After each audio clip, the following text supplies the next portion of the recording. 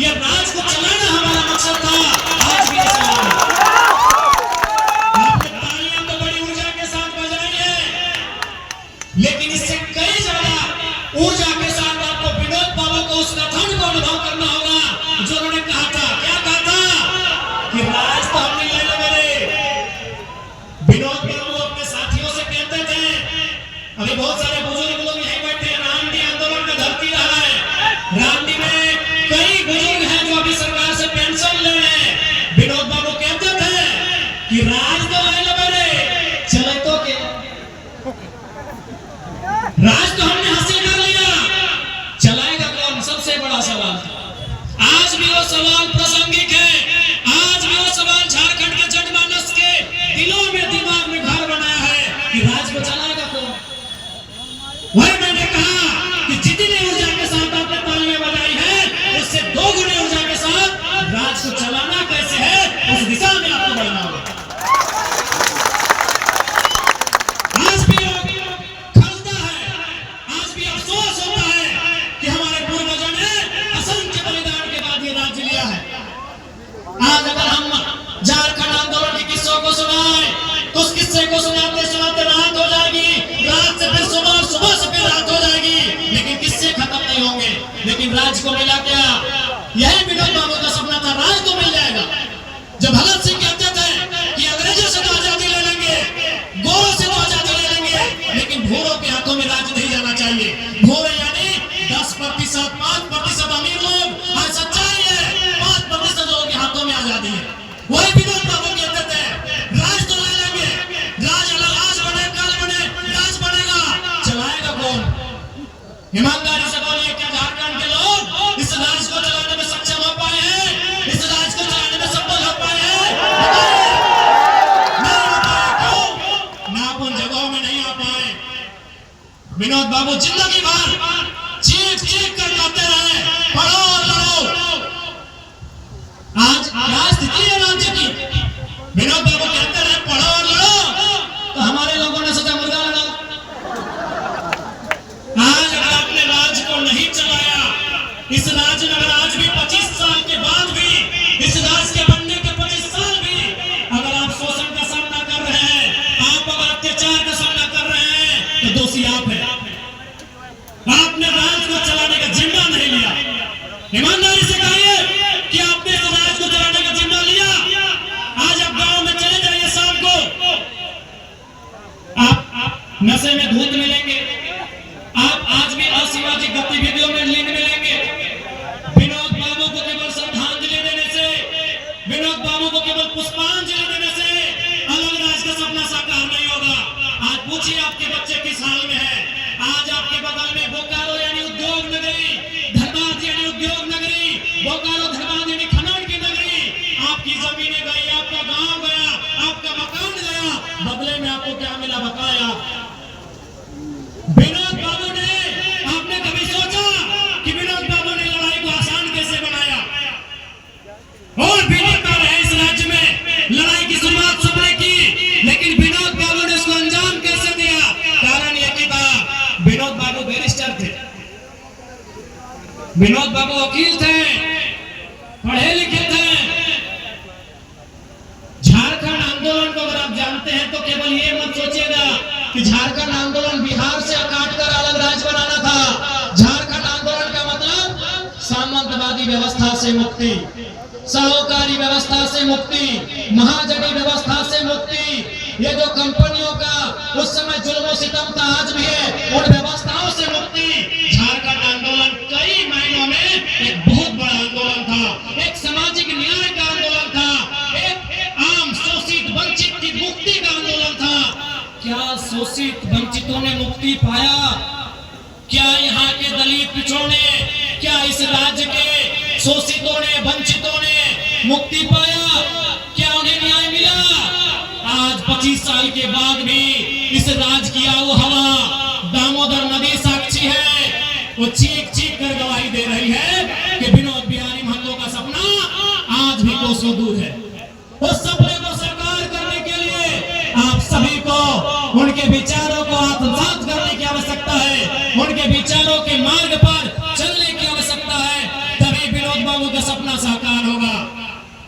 इसलिए अगर सच्चे अर्थों में विनोद बिहारी महतो को श्रद्धांजलि पुष्पांजलि देना चाहते हैं उनको पढ़िए। डॉक्टर अंबेडकर भी वही कहते थे कि हमें मूर्तियों में कहां ढूंढ रहे हो, हम किताबों में हैं, हम विचारों में हैं। फुर्सत मिले तो हमें विचारों में ढूंढो, फुर्सत मिले तो हमें मूर्तियों में नहीं, हमें किताबों में ढूंढो। तो विनोद बाबू की मूर्ति को 2 दिन साल में 2 बार माला चढ़ाने से नहीं, उनके विचारों को जानिए कि वो परिस्थितियां क्या थी। विनोद बिहारी महतो ने किन विकट परिस्थितियों में अपनी शिक्षा को प्राप्त किया था, किन विकट परिस्थितियों में वो गाँव जाते थे, लोगों के बीच मीटिंग करते थे। उस समय रात्रि पाठशाला होती थी। चूंकि विनोद बाबू को मानने वाले सभी कामगार लोग थे। झारखंड कामगार लोगों का है, किसान रहे, मजदूर रहे, कामगार रहे, आदिवासी रहे, कामगार लोगों का झारखंड था। वो दिन में काम करते थे, रात को रात्रि पाठशाला होती थी कि नहीं? तो विनोद बाबू को जानिए, उनके विचारों को पढ़िए। क्योंकि आज भी उनके रास्ते पर चलने से ही झारखंड अलग राज्य का निर्माण का जो सपना है वो साकार हो पाएगा। और वो जो पीस जो हम सभी के मन में है, राज तो मिले तो चले तो क्या, पीस भी समाप्त करना। राज के भी हम नहीं है कि चल गए तो क्या कि दूसरे दर्द ना जानो, ना जानो झारखंड के हाल की है, ना जानो कि झारखंड कितना कष्ट पाए रहा, अपने ना जानो कि झारखंड कितना विकट परिस्थिति में जाके लड़के लड़ा। इसलिए विनोद बाबू के श्रद्धांजलि पुष्पांजलि सही मायने में तबे बताओ जब झारखंड के युवा बुजुर्ग माता पढ़े वाला सभी नौकर रास्ता में चलवा। क्योंकि समय के अभाव है, माननीय राज्यपाल महोदय बैठा लथी ने वो प्रोटोकॉल भेजा है। हम तो कालो है कि तोहने के बीच अपन बात के राख सका लिए तो ज्यादा समय और ना लगो। बस अटैक करके हमार अभिलाषा है कि विनोद बाबू के सपना के साकार करने की दिशा में बढ़ा। आज दिसम गुरु शिबू सोरेन के कुछ दिन पहले निधन भय गए। देखबे करला माननीय मुख्यमंत्री प्रयास करा थी कि भारत रत्न मिले, हमियों चाहे कि भारत रत्न मिले, लेकिन महामहिम यहाँ उपस्थित है, इस राज्य के सर्वोच्च रहनुमा है। मैं उनके सामने ये प्रार्थना करूंगा कि विनोद बिहारी महतो को भी भारत रत्न मिले। सरकार को अपना मंतव्य था मार्गदर्शन में विनोद बिहारी महतो की जीवनी पाठ्यक्रमों में पढ़ाई जाए। मूर्तियों में तो माला चढ़ाने के बाद लोगों को मालूम भी नहीं कि विनोद बाबू के पास एक मूर्ति है, माला चढ़ा के चले गए।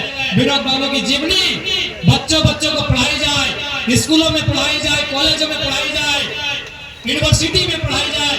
मैं यह भी महामहिम से आग्रह करूंगा। साथ ही साथ महामहिम से और एक प्रार्थना होगी। मैंने विधानसभा के समय विनोद बिहारी महतो की प्रतिमा रांची में स्थापित करने को लेकर मांग किया था। इस पर भी महामहिम सरकार का मार्गदर्शन करेंगे। साथ ही साथ विनोद बिहारी महतो गुरुजी के भी गुरुजी थे, हले ना को बोकारो धनबाद से ज्यादा कोई ना जाना झारखंड के इतिहास। 1970 के बाद के इतिहास बोकारो धनबाद सबसे ऊपरे हथे। 70 से पहले बाकी हथे, लेकिन 70 के बाद जयपाल सिंह मुंडा के निधन के बाद यदि झारखंड आंदोलन के कोई सबसे ज्यादा जाना है तो बोकारो धनबाद गिरिडीह के ही हिस्सा हजारीबाग और रामगढ़ इस बहुत मजबूती से जाना थे। तो गुरुजी के गुरुजी हथे विनोद बिहारी महतो। तो महामहिम से यह भी आग्रह होगा कि उन्हें इस राज्य के गुरुजी होने के नाते प्रथम नेता के रूप में, एक सम्मानीय नेता के रूप में पहचान मिले जिसके वो हकदार हैं। आपके आने का एक सार्थक यह भी होगा कि जिस व्यक्ति ने अपना संपूर्ण जीवन इस राज्य को निछावर कर दिया, उस व्यक्ति को आपकी उपस्थिति से, आपके दिशा निर्देश से सम्मान मिले। यही महामहिम से, माननीय राज्यपाल महोदय से मेरी प्रार्थना होगी। समय का अभाव है, ज्यादा समय नहीं लेंगे।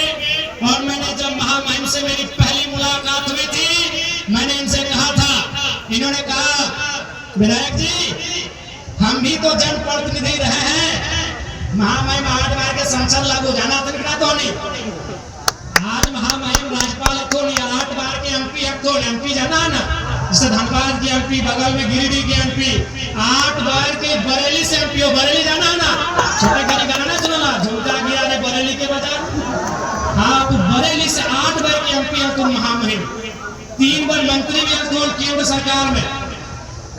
तो सेह खातिर एकर आवे के मार्ग से हमने के एगो बहुत बड़ा रास्ता मिलल है।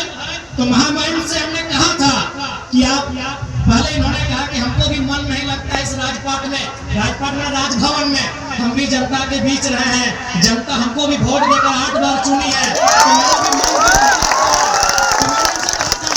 तो मैंने महामहिम से कहा था, महामहिम आप बहुत शुभ समय झारखंड में आए हैं। झारखंड की जनता त्राही कर रही है।